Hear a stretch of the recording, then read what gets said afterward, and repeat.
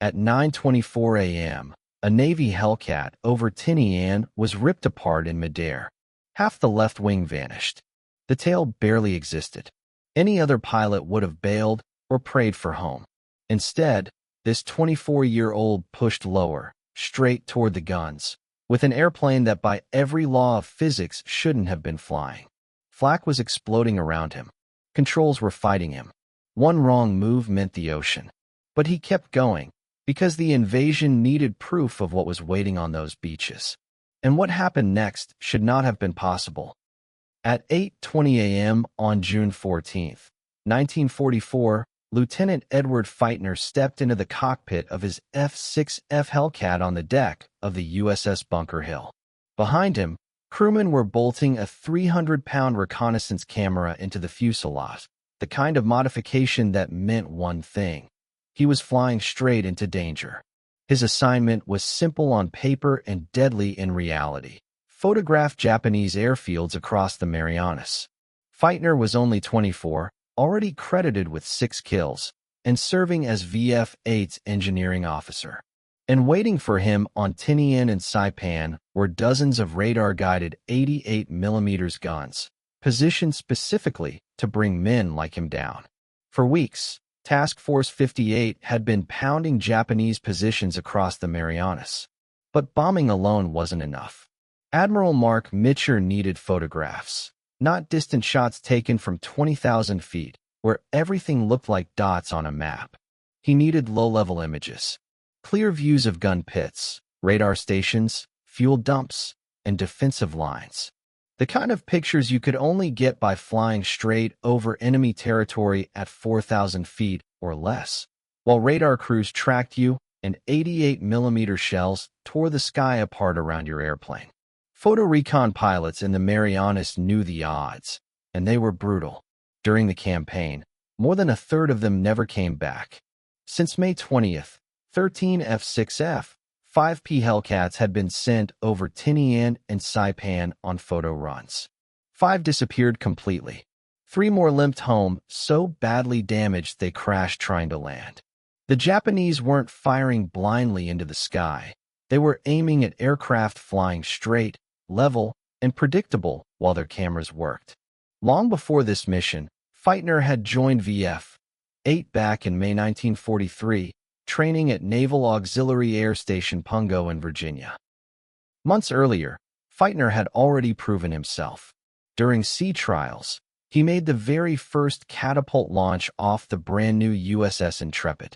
When Air Group 8 later moved to the Bunker Hill in March 1944, he transferred right along with them. In combat, he'd shown the same confidence, shooting down a Zero in late March and another enemy fighter in April. By then, he was officially an ace. But Feitner wasn't just a killer pilot. He was also the squadron's engineering officer, which meant he understood exactly how far a Hellcat could be pushed before the airframe simply came apart. That morning, his F-6F 5P still carried 6.50 caliber machine guns, each loaded with 400 rounds. But this Hellcat wasn't configured like a normal fighter. Behind the cockpit sat a K-17 camera, aimed out through a small window in the left side of the fuselage. The unit weighed nearly 300 pounds, pushing the aircraft's center of gravity backward, which made every takeoff risky and every landing unpredictable. Fortunately, Grumman hadn't built the Hellcat to be fragile. It carried armor behind the pilot, self-sealing fuel tanks in the wings and fuselage, and a big radial engine that could take punishment and keep running. The factory on Long Island was famous for one reason. People called it the Grumman Iron Works, because their airplanes brought pilots home when others fell apart. Photo reconnaissance missions demanded perfection and punished mistakes. Pilots flew straight and level at predictable speeds and altitudes to get clear, usable images. Every second made them prime targets for enemy gunners, guided by radar and ready to fire with deadly precision. Feitner's 7 a.m. briefing was simple yet dangerous. Fly to Tinian, photograph Ushi Point Airfield, map gun emplacements along the western coast, capture radar installations on Mount Lasso, and return safely to Bunker Hill. Every instruction carried risk, and every mile toward the island meant flying directly into enemy fire. Intelligence predicted that Japanese gunners would lock onto Feitner's Hellcat from 12 miles out, keeping him under fire for the entire run. At 8:40 a.m., he shoved the throttle forward. The Pratt & Whitney R-2800 double Wasp engine roared to life as the Hellcat surged down the flight deck and lifted into the sky. Feitner banked west toward Tinian, the island slowly emerging on the horizon. Every second brought him closer to enemy defenses, and to a mission that would push both man and machine beyond anything they had faced before. By 9:22 a.m., Japanese radar had locked onto Feitner's Hellcat. Just 2 minutes later, the first 88mm shell exploded around him at 4,000 feet. In that moment, he faced a stark choice. Prove Grumman had built the toughest fighter in the Pacific, or die within a minute. The first shell detonated 40 feet below his plane. Another burst 30 feet to his right. Then the third struck, tearing through the aft fuselage. Shrapnel ripped into the tail assembly, shattering the rudder trim mechanism, while the left horizontal stabilizer took a direct hit and disintegrated entirely. The left elevator had snapped off completely, and the Hellcat lurched violently to the right. Feitner wrestled with the controls, but the damaged tail surfaces created relentless asymmetric lift. He slammed left rudder. Nothing. The trim mechanism was gone. At 4,000 feet over enemy territory, gunners tracking him with radar, he was flying a fighter that should have been uncontrollable. Most reconnaissance pilots would have aborted, turned for home, or tried to nurse their plane back before it tore itself apart. But Feitner's eyes were locked on Tinian. He could see Ushi Point airfield below, the mission still ahead of him. Below him, Feitner could make out gun emplacements along the western coast and the radar installation perched on Mount Lasso. He had already flown 130 miles from Bunker Hill, and every photograph mattered. Intelligence demanded them, Admiral Mitcher demanded them, and the invasion force preparing to hit these beaches in 2 weeks needed to know the exact locations of every gun. Without hesitation, Feitner pushed the nose down, plunging from 4,000 feet to just 500. The Japanese gunners expected him to retreat. They were tracking him with radar fire. They weren't expecting a crippled F-6F, tail in ruins, to dive straight toward their airfield at 320 miles per hour. At 500 feet, Feitner leveled the crippled Hellcat, though it trembled violently under him. The missing left stabilizer created constant asymmetric lift, threatening to roll the aircraft into the sea. Every second required full right stick and heavy left rudder just to keep the wings level. He passed directly over Ushi Point airfield, and the K-17 camera clicked. Banking left along the western coast, the camera fired again. Below, Japanese gunners scrambled. They had lost radar lock when he dropped low and were now trying to track him by sight alone. The anti-aircraft guns erupted, not with precise radar-guided fire, but with chaotic, desperate barrage aimed anywhere he might be. Shells erupted across the sky, bracketing the damaged F-6F as it raced at 500 feet, snapping photos of the very weapons aiming to destroy it. Feitner roared down the length of Ushi Point's runway, the K-17 capturing every gun emplacement, ammunition dump, and radar installation with deadly precision. Each frame was vital intelligence, and each second he remained under fire from every defensive position along the western coast of Tinian. At 9:37, the fourth shell struck. The explosion tore into the left wing, 12 feet from the fuselage, right at the wing fold, the plane's weakest structural point, designed to fold for carrier storage. The shell detonated with a thunderous blast. Flames erupted, smoke poured from the wing, and shards of metal ripped through the aluminum skin. Feitner felt the impact reverberate through the cockpit. Glancing left, he saw the outer section of his left wing, not bent, not twisted, completely gone. Torn away from the wing fold. Nearly 8 feet of structure had separated from the aircraft. His Hellcat was now flying with half a wing missing, half its tail destroyed, and over 170 holes pocked across the fuselage and remaining wings from shrapnel and anti-aircraft fire. The aircraft rolled violently to the left, the remaining wing generating dangerous asymmetric lift. Feitner had no left stabilizer to fight the roll. The rudder trim was gone, leaving him unable to coordinate even a simple turn. He was flying an aircraft that, by all laws of aerodynamics, shouldn't have stayed in the air, and yet Bunker Hill lay 130 miles east, across open ocean. He had only seconds to solve an impossible problem. The fully loaded F-6F Hellcat weighed 13,000 pounds.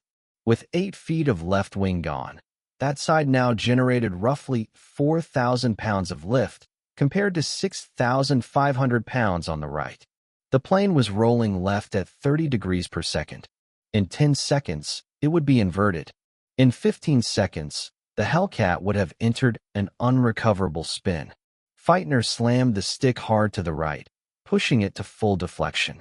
The right aileron dropped, the left rose, and the remaining section of the left wing generated just enough extra lift to slow the roll from 30 degrees per second to 20. Still rolling, still barely alive, and still 130 miles from safety. He eased the throttle back to 70%. The asymmetric lift was a product of speed. Reducing it lowered the differential. Slowing from 320 to 280 miles per hour, the roll rate dropped to 15 degrees per second. Better, but far from safe. The aircraft continued to roll left. Feitner needed his tail surfaces to counteract it, but half of them were gone. He jammed the rudder forward. The cables still worked, though the trim mechanism was destroyed. Full right rudder deflected the vertical stabilizer, yawing the nose to the right. That yaw induced a slip, generating drag on the right side, which in turn produced a rolling force against the left roll caused by the missing wing. The rate of roll dropped to 8 degrees per second. Feitner was now flying the Hellcat in a constant right slip at 280 miles per hour, maintaining full right stick, full right rudder, and 70% power. The Hellcat still rolled left, but just slowly enough that Feitner could keep it under control with constant inputs. The forces on the stick were brutal, his right arm locked in place, his right leg trembling from the non-stop rudder pressure. He would need to hold this grueling position for 130 miles. The engine roared on.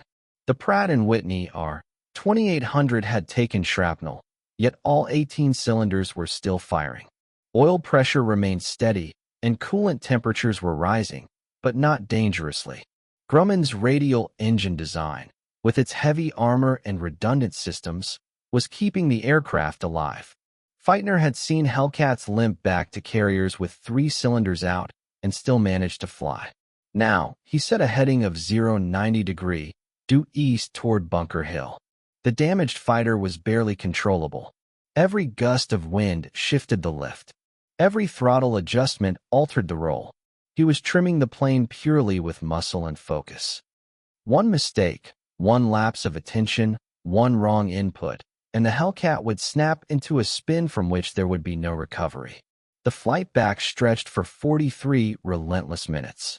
Feitner held 280 miles per hour, maintained 500 feet of altitude, and kept full right stick and rudder for every second. By 20 minutes, his right arm was numb. By 30, his leg was cramping. At 38 minutes, Bunker Hill finally appeared on the horizon. The carrier steamed at 25 knots into a 15-knot wind. The flight deck was clear. The air boss had been alerted.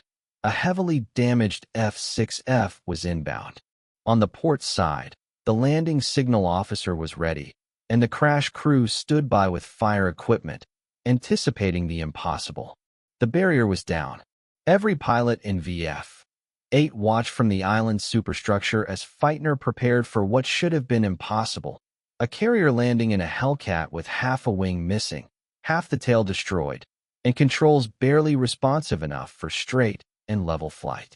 Carrier landings demanded precise control at slow speeds, descending onto a moving deck in a carefully calculated turn. Normally, The approach required a descending left-hand turn from 800 feet down to the groove, about 150 feet behind the carrier, a maneuver almost impossible under the best conditions, let alone in a crippled fighter. The pilot had to hold 85 miles per hour while banking 30 degrees and descending 650 feet in roughly 45 seconds. The F-6F Hellcat was built to handle this approach with full control authority and symmetrical lift on both wings. Feitner's fighter had neither. With the left wing partially gone, any left turn only intensified the roll. With the left stabilizer destroyed, he had almost no control to counter it. A standard left-hand approach would have sent him into the sea within 10 seconds. At 10:43, he radioed Bunker Hill, preparing for the landing of a lifetime. The air boss cleared him for a straight-in approach. No pattern, no descending turn. Feitner would fly directly toward the carrier from 800 feet, descending along the center line, guided only by paddle signals from the landing signal officer. The approach would be faster than usual, the closure rate higher, and the margin for error non-existent. Feitner positioned the Hellcat at 800 feet, 2 miles astern of Bunker Hill. The carrier steamed into a 25-knot wind, giving a 40-knot headwind component. To cross the ramp safely, he needed 90 miles per hour airspeed, which meant his ground speed would be only 50 miles per hour. The Hellcat would touch down moving just 50 miles per hour relative to the carrier, while the crippled airframe barely held controlled flight at 90 miles per hour indicated. Feitner began his descent from 1 mile out, dropping at 500 feet per minute. Turbulence from the damaged wing shook the aircraft violently. He held full right stick and full right rudder, his right arm locked in position for 50 grueling minutes, muscles straining to the breaking point. His right leg cramped so severely that maintaining rudder pressure was almost impossible, yet he kept fighting every inch of the way. At half a mile out, the landing signal officer signaled cut power. Feitner eased the throttle back to 40%, continuing his descent.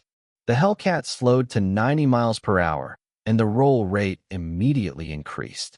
Slower airspeed meant less rudder authority, and the aircraft began rolling left at 5 degrees per second. He pressed harder on the right rudder, his leg cramped screaming with every movement. At a quarter mile, the deck came into sharp view. The arresting wires stretched taut across the landing area, and the crash barriers were fully deployed, every element ready for a landing that seemed almost impossible. The flight deck crew had cleared everything forward.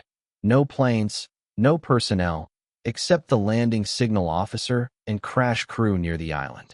The Hellcat crossed the ramp at 92 miles per hour, just 3 feet above the deck. The signal officer waved him down. Feitner nudged the nose slightly, and the main wheels touched down 43 feet past the ramp.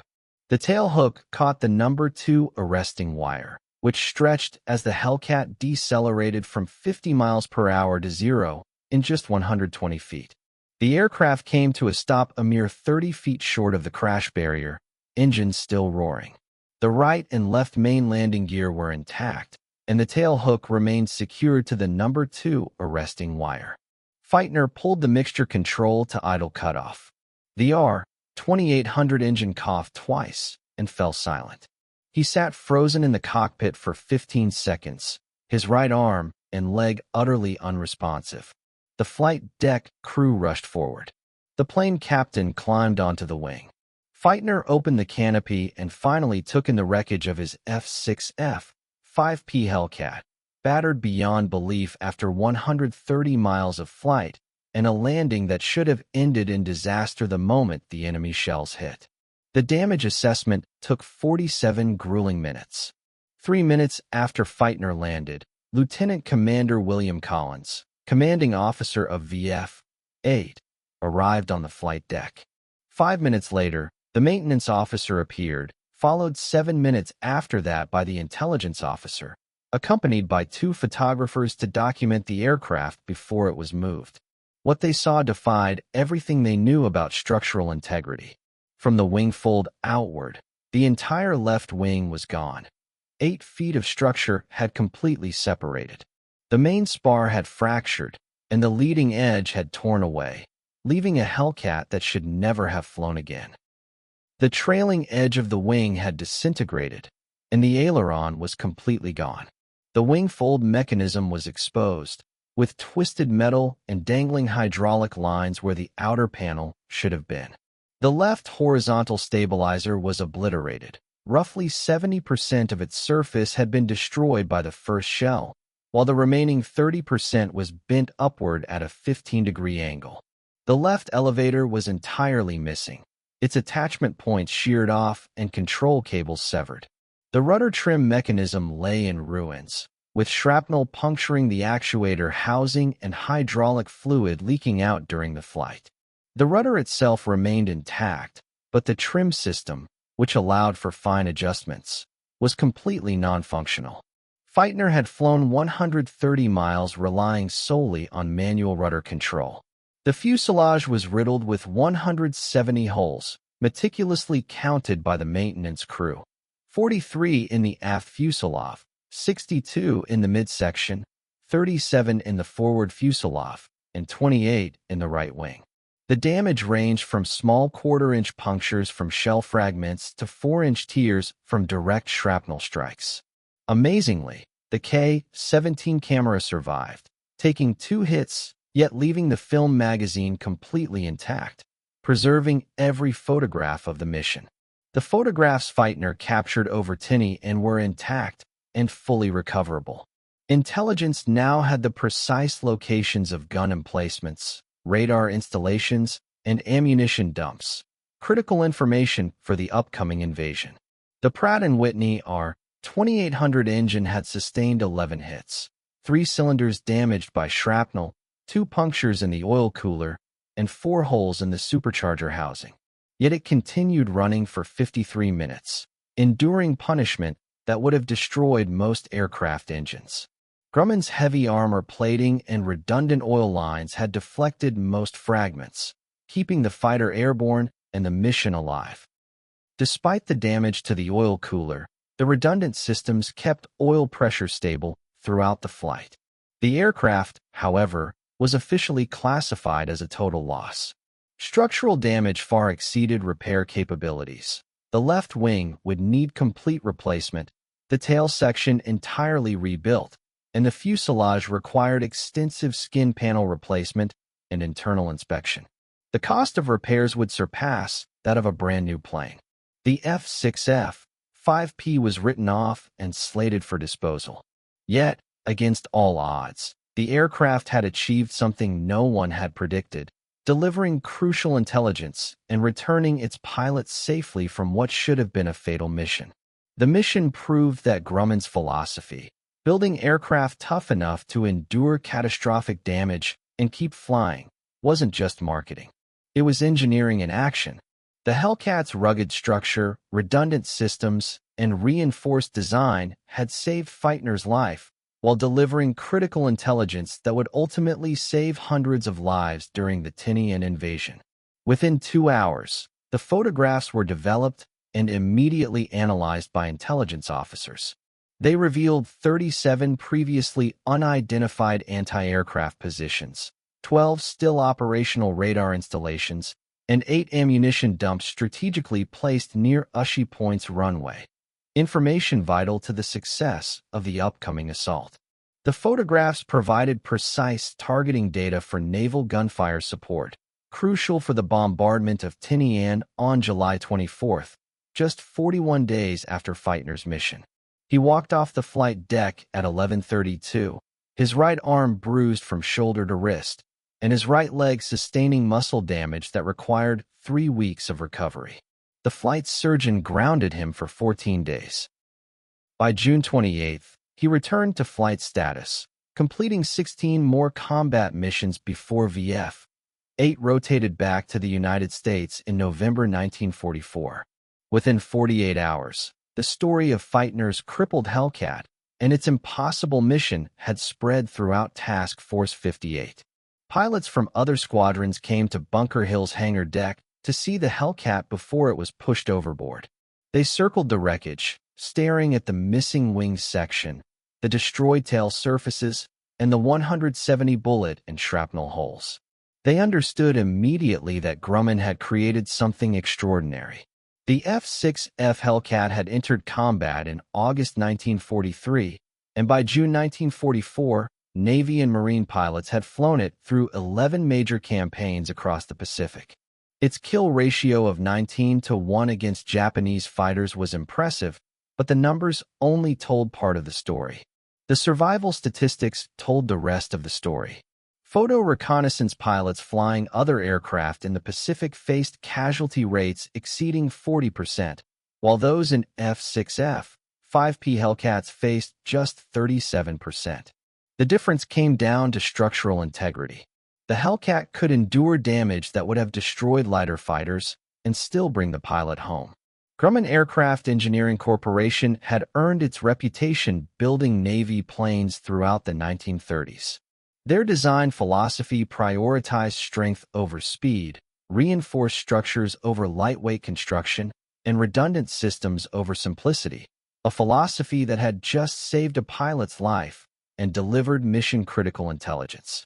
The Hellcat's design came with trade-offs, added weight, and slightly reduced performance, but it saved lives.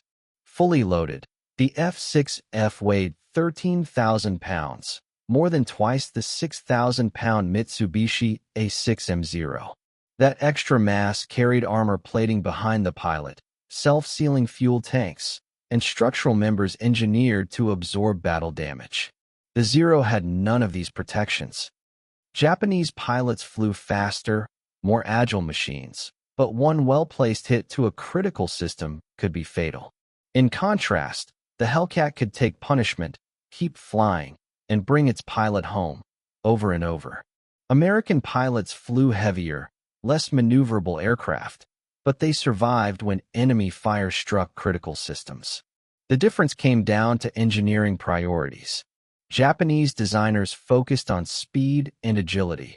American designers focused on survivability.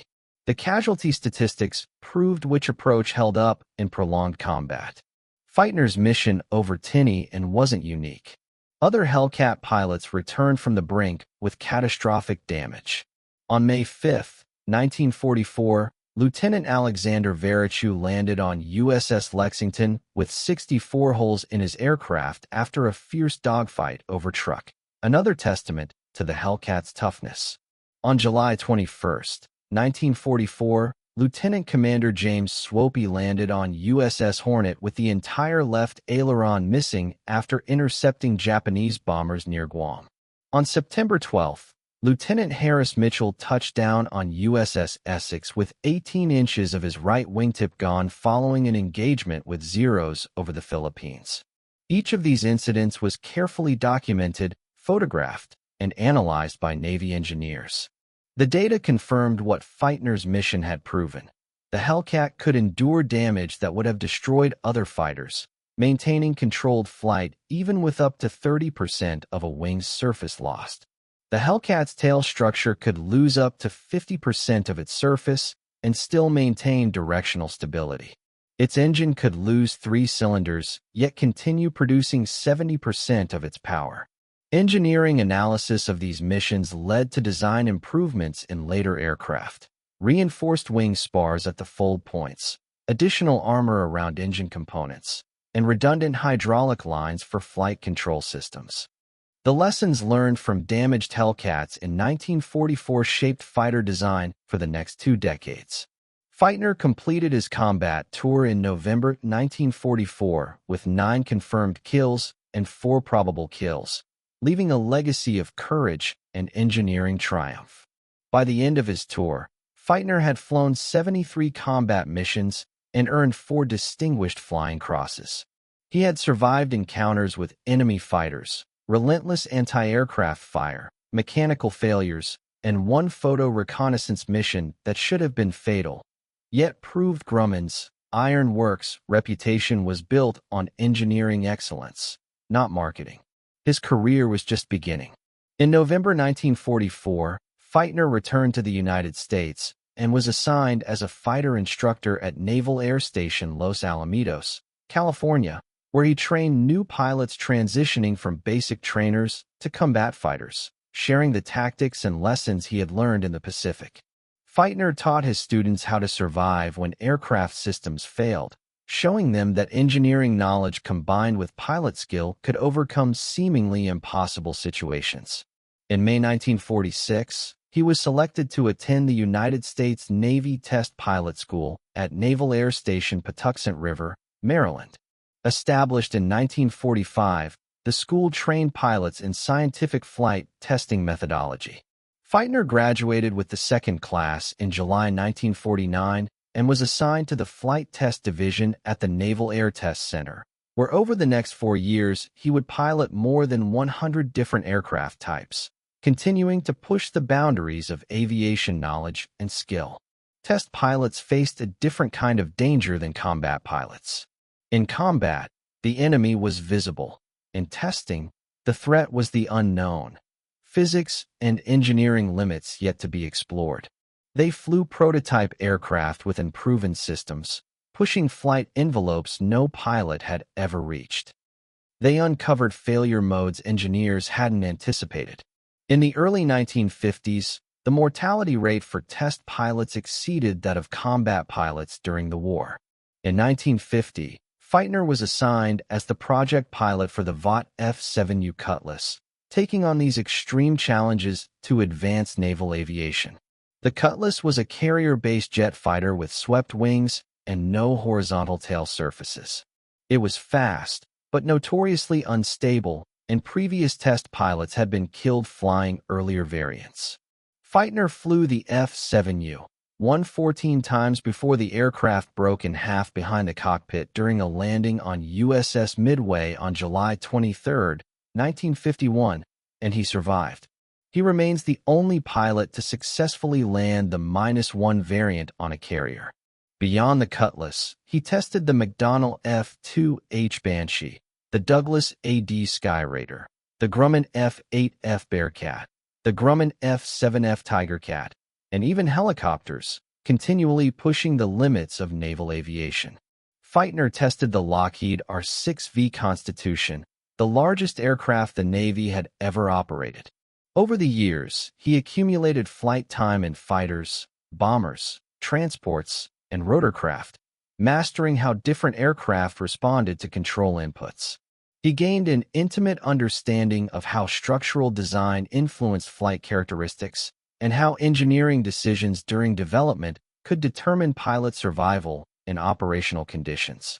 In 1952, his expertise and skill earned him a spot in the Blue Angels, the Navy's elite flight demonstration team, where he flew the lead solo position, showcasing precision flying at the highest level. The Blue Angels traveled across the United States, performing air shows that showcased the precision and power of Navy aviation to civilian audiences. Feitner flew the Grumman F-9F Panther in formations demanding absolute precision, maintaining separation within 3 feet at speeds exceeding 400 miles per hour. Every maneuver required complete trust in the aircraft. A single mechanical failure at high speed could be fatal. After his time with the Blue Angels, Feitner returned to operational duty, commanding VF-11 from January 1955 to February 1956, and later leading Carrier Air Group 10 from March 1959 to April 1960, continuing his distinguished naval aviation career. From 1961 to 1963, Feitner served as head of fighter design at the Bureau of Naval Weapons, shaping studies that ultimately led to the development of the F-14 Tomcat. He rejected the F-111 as unsuitable for carrier operations, advocating instead for a fighter specifically engineered for fleet defense. He later commanded USS Chincoteague from November 1963 to February 1966 and USS Okinawa from February 1966 to February 1967. After 33 years of service, he retired in 1974 as a Rear Admiral. Having flown in combat, tested experimental aircraft, commanded fighter squadrons, air wings, and ships, and contributed to fighter programs whose legacy continues decades after his retirement. Yet the mission over Tinian on June 14, 1944 remained the defining moment of Feitner's career, the mission where he chose to press on rather than abort, flying a catastrophically damaged aircraft 130 miles back to the carrier. It was the mission that proved engineering excellence and pilot skill could defy what physics deemed impossible. Edward Louis Feitner lived to be 100 years old, passing away on April 1, 2020, in Coeur d'Alene, Idaho. He outlived most of the men he had flown with during the war, and outlived many of the aircraft he had once commanded in battle. He had outlived the carriers he had served on, but he could not outlive the impact of that mission over Tinian on June 14, 1944. The photographs he captured that day guided naval gunfire during the bombardment of Tinian, which began on July 24, 1944. The photographs he captured that day guided naval gunfire during the bombardment of Tinian, which began on July 24, 1944. The gun positions he had documented were destroyed before the Marines landed. The radar installations he photographed were neutralized, and the ammunition dumps he recorded were struck in the very first wave of attacks, proving that one pilot's courage could save countless lives. Intelligence estimated that Feitner's photographs saved between 200 and 400 Marine lives during the landing phase by enabling precise targeting of Japanese defenses. The damaged F-6F 5P Hellcat was eventually pushed overboard from USS Bunker Hill in late June 1944, following standard procedure for aircraft deemed total losses.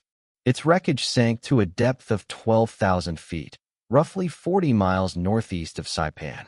Yet the legacy of the mission endured. The photographs and engineering reports remained preserved in Navy archives, a lasting testament to both the aircraft's resilience and the skill of the pilot who flew it. The lessons from Feitner's mission were preserved in Navy archives and influenced fighter design for decades. Between 1942 and 1945, Grumman Aircraft Engineering Corporation built 12,275 F-6F Hellcats. These aircraft destroyed 5,156 enemy planes, and 306 Navy and Marine pilots became aces flying Hellcats. The Hellcat's legendary 19-to-1 kill ratio has never been surpassed by any American fighter in any conflict. Yet the true measure of its success was not in enemy aircraft downed, but in the lives it saved, the countless American pilots who returned home, thanks to the resilience and engineering brilliance of the Hellcat. Feitner's mission over Tinian demonstrated that even the most impossible situations can have solutions if you refuse to accept defeat. It showed that engineering excellence can save lives when every second counts. It proved that courage is not the absence of fear, but the choice to see the mission through despite overwhelming odds. And it revealed that the most effective revenge isn't destruction, but accomplishing your objective so thoroughly that the enemy's efforts become irrelevant. Lieutenant Edward Feitner flew straight into enemy fire, took the hits, and returned to photograph the very guns that were trying to kill him. Then he flew a fighter that should not have flown, back to a carrier, and landed it safely. Because the mission mattered more than the damage. Because Grumman built aircraft tough enough to survive the impossible. And because some pilots refuse to quit, even when physics itself says they should. If this story inspired you the way it inspired us, please hit that like button. Every like helps YouTube share these forgotten stories with more people. Subscribe and turn on notifications so you never miss a story of pilots who saved lives through courage, skill, and determination. Real people, real heroism. Drop a comment and tell us where you're watching from. The United States, the United Kingdom, Canada, Australia? Our community spans the globe. You're not just a viewer, you're helping preserve these memories. Thank you for keeping Edward Feitner's story alive.